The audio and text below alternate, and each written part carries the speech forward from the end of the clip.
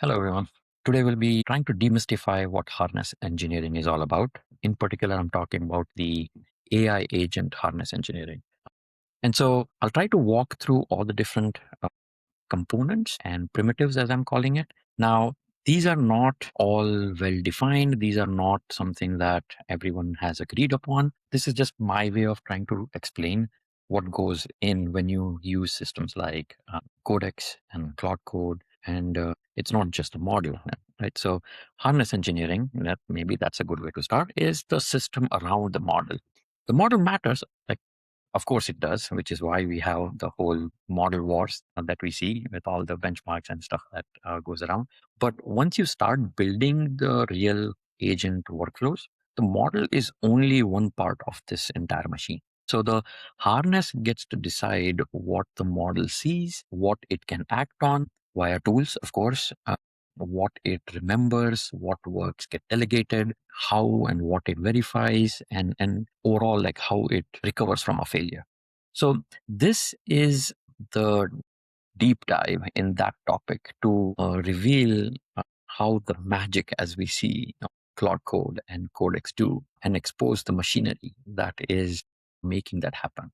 The center of all of this is the model, right? And with model, what happens is you give it a prompt and model gives you a text, and it gives you a text back, and that in itself is already useful.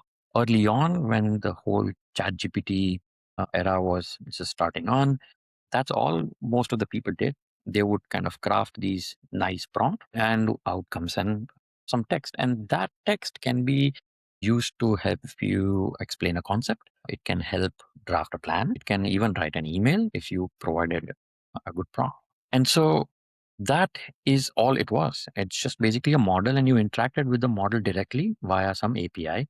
But this has a boundary, and that boundary is obvious. A model only sees what is inside of that prompt and all the data that it's trained on. That is what will help it to kind of give you that output or the text. So if your current project or repository or the ticket or incident or workflow is not part of that input, a model will start guessing, and that's what we call hallucination. So the first question is not actually that is the model smart. I think the first question is, what are we giving it to work with in the first place? What is in the prompt is what the question will become. So if this is the model, what does an agent mean? So again, the word agent gets thrown around quite a lot. OpenAI's agent SDK defines it as like an LLM or a model that is configured with some instructions, and it's provided some tools, and it's put into this environment that it can act on. That's what is the definition of like an agent. And Codex and Cloud Code show the product version of that agent. But that loop where it follows reason, act, observe, and repeating, that loop is what we call as the agentic loop. But before we jump in and start talking about the primitives, I think we should clarify three things as to not confuse that. Model, that is the reasoning engine. Second is this runtime that we just talked about. That is the loop where the model will observe, decide, call, and act on it. And then third, which is what our deep dive is going to be, the harness itself. That is the system around this runtime. And we'll talk about some of those one by one. When an agent fails, we usually blame the model. We'll say, like, oh, the model might not be that great. And sometimes that is true. Like there is clearly difference between model capabilities and smartness. But often it's the layer, one of these component or the layer around it. It just didn't support the model. And then that's basically what I want to talk in the rest of the video. So having said that, let's talk about the first primitive itself. And that is instruction. What does this mean? So you tell the model who it is, you tell it the kind of work that it is doing, you tell it the tone, you tell it the constraints, you tell it your coding styles, you give it some your rules of how to review the code and things that it should not do. That becomes the instruction that you're giving to the model. And so that's why we should treat that as a primitive. This is where agents.md is one form of instruction. Claude.md, if you're using Claude, that fit into this primitive. Again, in the same family, you can think of system prompt, custom instructions, repository rules that some of these agent and agent harnesses support, cursor, call it cursor rules. So those are all in some form or the other this primitive, this instruction. They are powerful because they move the repeated guidance that you otherwise would have given to the model into the environment itself. You, as a user, don't have to repeat those things over and over again. You don't even have to copy paste that instructions all the time. There is some orchestration, this primitive instruction that is the harness will take care of. And so that's why they say, like, hey, agents.md will automatically be provided to the model. So instructions are the first harness layer, right? Because they shape the behavior of anything that happens with the model. But there is a limit to what instructions can on its own do. So instructions are passive. They can say follow the project convention, but they cannot discover those convention unless those right files are available. For example, they can say be careful with, like, say, the migrations, but they cannot inspect the actual migration itself. And because the agent can't see it, instructions help the model to behave better, but they do not give it the entire world. You cannot give everything, right? So keeping that in mind, let's see what then the next primitive would be, right? And the next one is the context delivery. This context delivery mechanism of the harness gives the model the material that it needs. So you would have used the @ symbol to refer to a file, right? All of those are in some way or the other this primitive, which is context delivery. This is where you immediately see the difference between like a bare bone model and an agent working inside this harness that has context delivery. So because now you can give it a relevant file, you can give it the failing test, you can give the stack trace, and now you have a very different animal. And so if earlier you used to ask a model to fix a bug with no files, it would give you a generic fix. But now if you give that source file, you're going to get a very different answer. But here we will now start seeing the limitation of this layer as well, right? So this alone is also not enough. And so let's see why. So you have instructions and you have a context delivery where you can make it refer to files and logs and docs, right? But dumping that in is not on its own context engineering. You might have a chat that is way too long. Sometimes your production incident has logs that are like too long. So if you pour all of that into the model, you are not going to get some really smart thing. You'll actually see the AI slop, as we all know, because model has a finite context window. So if you start putting everything, it cannot hold that into its context window. So even inside that window that the model has, the attention is not free. So wrong context sometimes ends up being way much more worse than missing context, because it gives the model a plausible distraction. So the problem now changes. Like, we no longer can ask, can we provide context? I think we start asking, who decides what context matters right now? And that's an interesting question. Harness is meant to kind of help with that aspect of it. So yes, we as humans, of course, play a part in it, but at the same time, there is a lot that harness can do on our behalf. And that brings us to the third primitive, and that is the context management. This is where the management of that context enters. The harness, as you would have seen, does a lot of the stuff to manage that context as to what is the right context that the model should be provided. This means that you might have heard of RAG, or retrieval augmented generation. It might help in that aspect. It might re-rank that thing and figure out which parts of this retrieved chunks to include. It might summarize at a regular interval. When it sees that it's reaching the context limit, it might trigger compaction. You might have heard that word as well. Putting all of these in order, or in a way that it assembles this entire context. The job basically ends up deciding what enters the model at that particular instance. And that sounds small until you try to run a real task. So if a repository is too large and a chat transcript gets too long, if all of that gets dumped into the model, you have not made the agent smarter. You have made the prompt noisier. So popular names for this show up as context compressors, prompt caches, retrieval rankings, session summaries, compaction. The name change, but the job is still, how do we protect the model's attention? How do we get the model to focus on the right context for it to do the task that we want it to do? The point is simple, right? That harness is managing the attention for the model by context management. But the context management makes the agent smarter inside the conversation. It can keep the important parts and summarize the stale parts and retrieve the right files at the right time, avoid spending half the window on noisy context. But the agent is still mostly a talker. It can tell what it would do, it can identify the file, it can propose a command to run. It can say the next step is for us to run a failing test.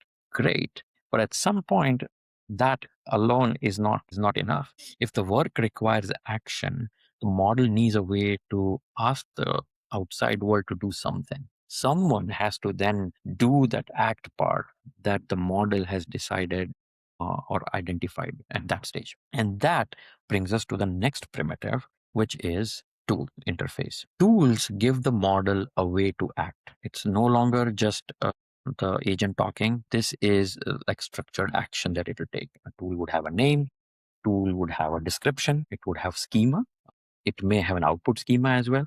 And the model decides that I should call this tool with these arguments. That is the model side of the contract.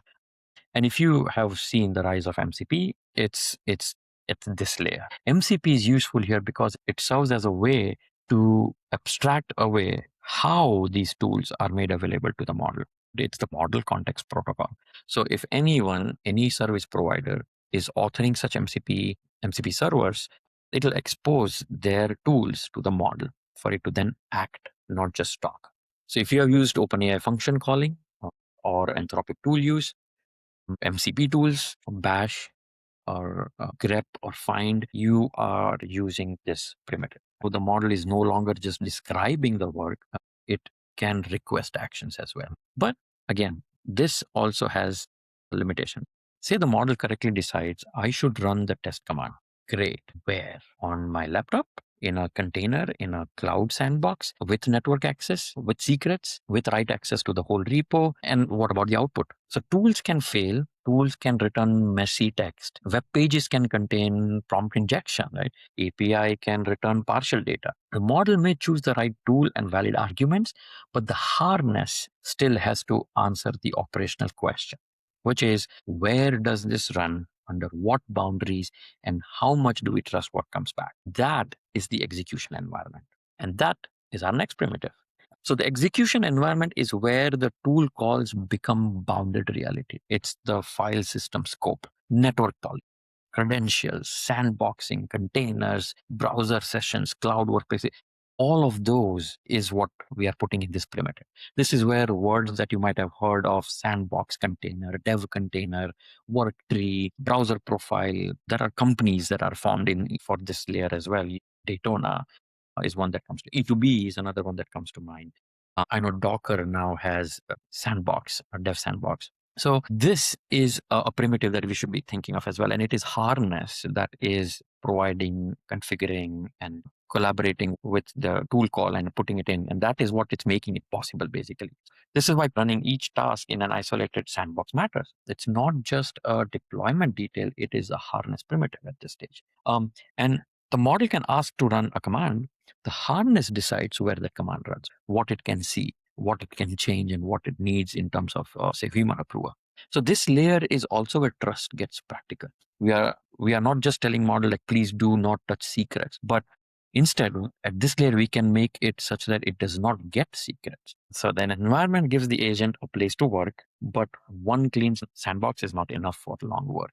Real tasks sometimes pause, they resume, they fork, they fail sometimes, and they need a plan. They need a log. They need to record what was tried. They need continuity so that the next step is where it starts rather than redoing from scratch. If the only place where all of this was stored is inside the model context, yeah, if it crashes or if something happens, we lose it. The system needs something much more durable than, yeah, I think I remember that one, right? So that brings us to the next primitive that you would think of when you're creating a custom harness. And that is durable state. So durable state is the workbench that survives the current turn.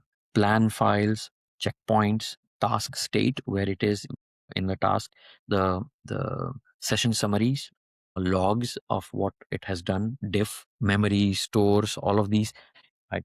Context management decides what gets brought into the model right now, but the durable state preserves the facts, the artifacts, the progress outside the prompt so that they can survive the current run.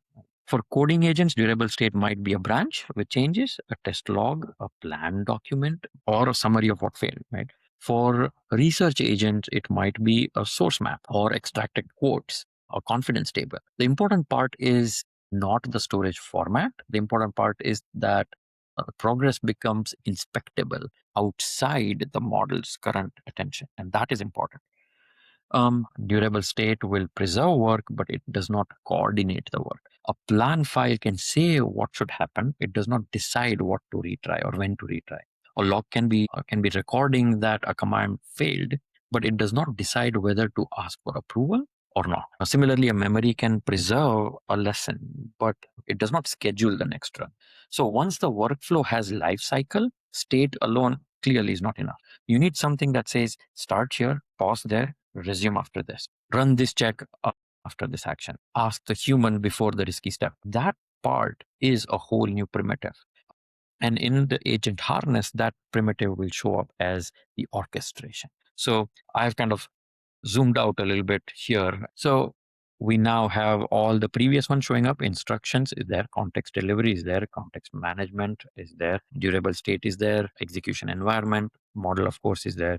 And now we have another primitive, which is orchestration. Orchestration is the harness deciding how work moves, life cycle hooks, heartbeats, as we have seen from OpenClaw and all, retries, approval gates, human handoff, wrapping the tools, ordering some steps, the task list, routing the model. There is a lot that goes on into this one. So before a tool call do this and after failure do that, all of that becomes part of this particular primitive. Cloud code hooks are a great example of this. Agent frameworks expose lifecycle events because real system need places to intercept the behavior. The model is not doing all of that by willpower. The harness is carrying the workflow. And it's this particular primitive that is doing the busy work.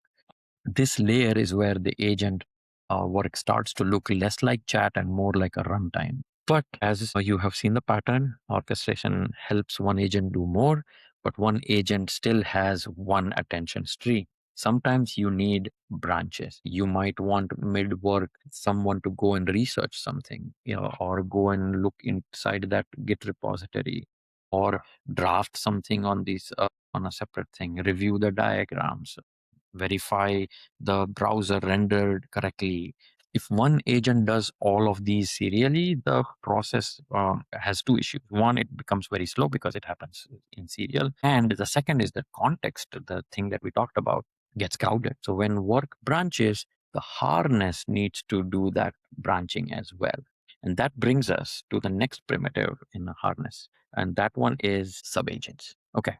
So not all harness or not all providers that are putting out harness, even open source one, keep this, right? I think if I'm not wrong, Pi is a classic example of this where they don't have a built-in subagent.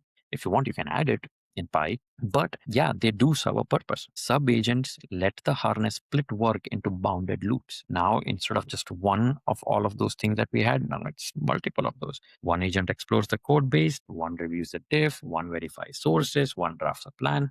You get the point, right? And the main one that fires off all of these things keeps the responsibility for integrating all of the output. And I think OpenAI's Agent SDK has two useful patterns here. One is agents as tools. So we talked about tools already. What if you treat agent as a tool as well?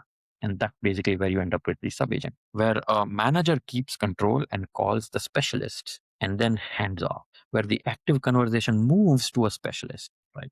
But that's a primitive. Primitive is the capability to fire off and branch off with clean context, with the existing context of the main agent.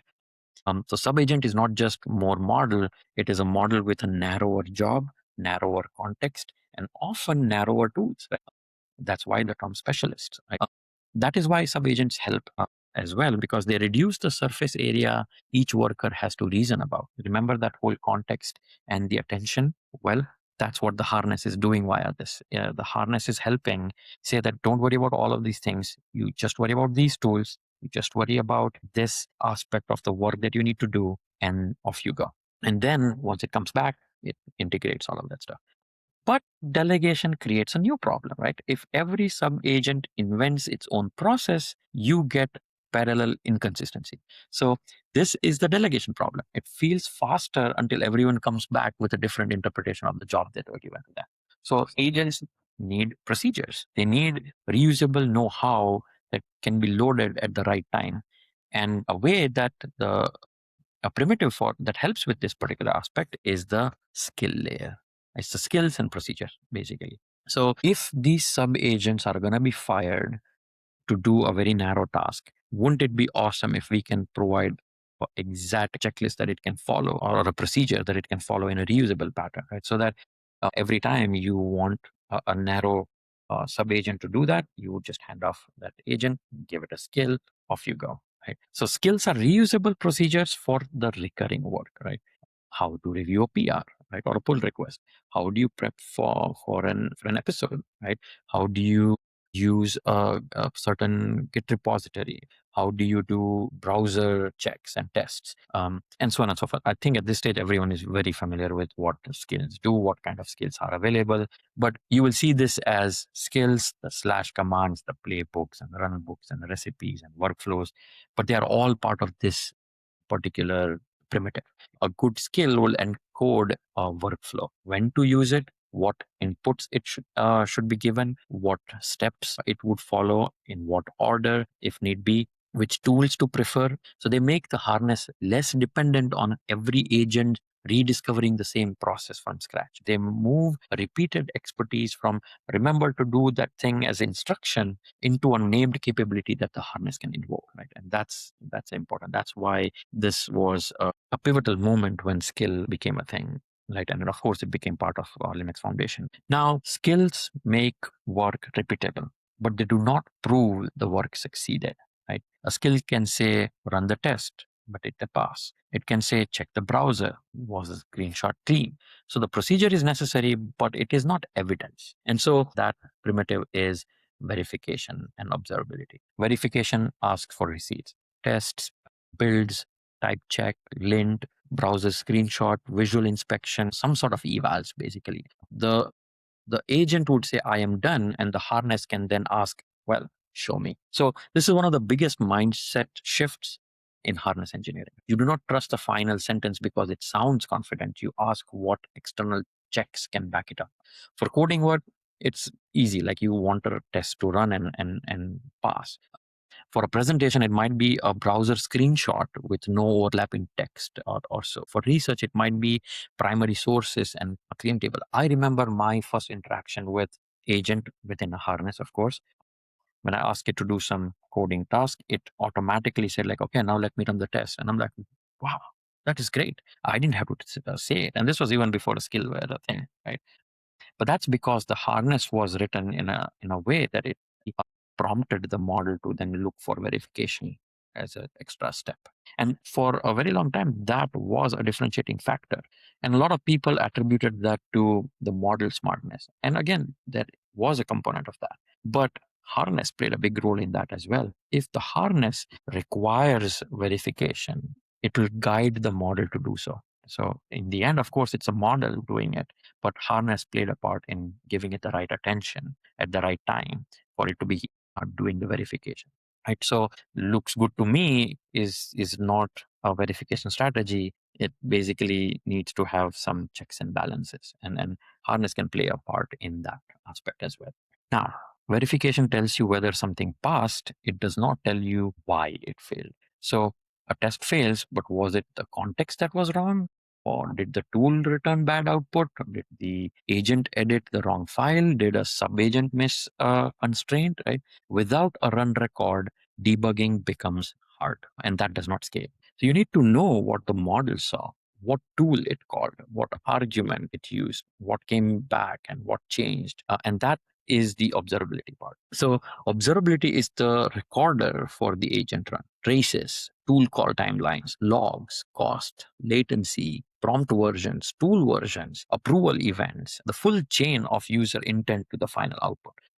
Bug is often not in the final message, it is in one of these in between steps. It is the three tool calls earlier when the agent searched for the wrong symbol or trusted the wrong page or skipped the failing test.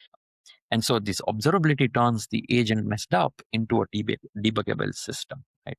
And this matters because you cannot improve what you cannot inspect. And so then comes the evolution of the harness itself. This is where failures become infrastructure. A repeated context miss might be pointing at something that you need to add a retrieval rule, right? A bad tool result becomes a stricter schema. A dangerous command that you saw in your observability becomes a permission gate that you would add after you saw that. A missed edge case that you see from your observability becomes a test. A recurring correction that the model has to do might become a memory, and a repeated workflow becomes a skill. What Hermes agent does. This is the agent version of the post-mortem loop. Do not just explain the incident, change the system so the same class of failure has a harder time coming back. The point is not to produce a perfect run once. The point is to make the next run start from a better place. And without this layer, every agent session becomes the same lesson delivered with a new wrapper, if you will. But with it, the harness will compound, right? So this is when the harness engineering becomes more than agent babysitting, if you will. So if you put all of these together, right, all of these components that we have talked about, and then you would go back at the time when the articles were discussing and creating architecture of how Claude Code is working, you would then realize that this looks very much like that diagram.